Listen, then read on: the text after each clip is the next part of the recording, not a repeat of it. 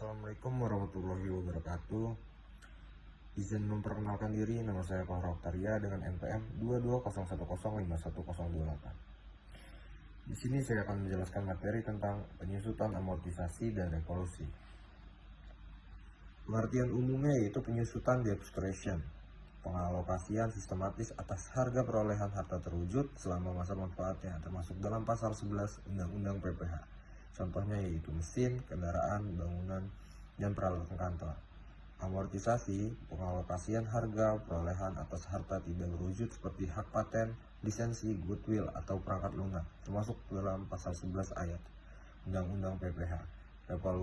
Revaluasi, penilaian kembali aktiva tetap agar mencerminkan nilai pasar yang sebenarnya sesuai PMK nomor 79 garing PMK 03 garing 2008 Jo PMK nomor 191 garing PMK 010 garing 2015. Dasar hukumnya termasuk dalam Undang-Undang nomor 7 tahun 1983 tentang pajak penghasilan, terakhir diubah dengan Undang-Undang nomor 7 tahun 2021. Pasal 11 dan pasal 11A Undang-Undang PPH. PMK nomor 96 garing PMK 03 2009 tentang jenis dan kelompok harta yang dapat disusutkan. PMK nomor 79 garing PMK 03 garing 2008 Jo PMK nomor 191 garing PMK 010 garing 2015 tentang penilaian kembali aktiva tetap. Per 16 garing PJ garing 2006 tentang tata cara penyusutan dan amortisasi untuk tujuan pajak. Tujuan penyusutan dan amortisasi yaitu mengalokasikan biaya perolehan aset selama masa manfaatnya, menyesuaikan antara pendapatan dan beban, matching principally, menentukan penghasilan kena pajak yang realistis, menghindari pajak ganda atau aset yang digunakan dalam usaha. Tujuan revaluasi, menyajikan nilai aset sesuai harga pasar, meningkatkan kredibilitas laporan keuangan, memperkuat struktur permodalan perusahaan, dan menjadikan dasar baru untuk penyusutan selanjutnya. Penyusutan dan metodenya yaitu metode garis lurus atau straight line, beban penyusutan sama setiap tahun. Rumusnya yaitu beban penyusutan sama dengan harga perolehan atau manfaat atau masa manfaat. Contohnya, harga mesin 100 juta, masa manfaatnya 5 tahun. Jadi 5 dibagi 100 yaitu 20. Jadi dapatlah 20 juta per tahun. Metode saldo menurun atau declining balance, tarif tetap atas nilai buku awal tahun.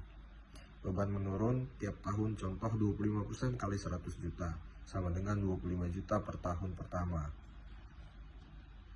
Amortisasi dan objeknya yaitu objek amortisasi, hak paten, lisensi, merek dagang, dan hak cipta, hak sewa, hak tambang, goodwill, software, dan biaya pendirian perusahaan.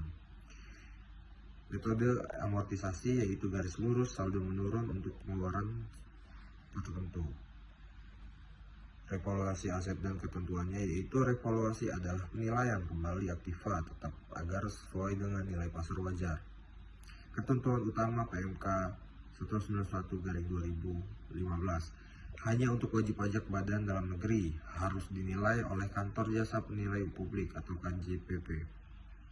Wajib pajak mendapat persetujuan DJP, nilai revaluasi menjadi dasar baru penyusutan.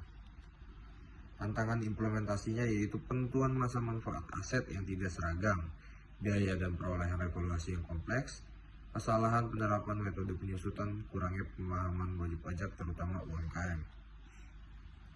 Kesimpulannya yaitu penyusutan, amortisasi, dan revaluasi merupakan elemen penting dalam sistem pajak penghasilan. Ketiganya membantu mencerminkan nilai ekonomi aset secara akurat, menghindari distorsi laba, dan memastikan keadilan dalam perhitungan pajak. Penerapan yang tepat akan menciptakan sistem perpajakan yang adil, transparan, dan efisien bagi pembangunan nasional. Terima kasih. Sekian presentasi dari saya. Mohon maaf bila ada kurangnya. Wassalamualaikum warahmatullahi wabarakatuh.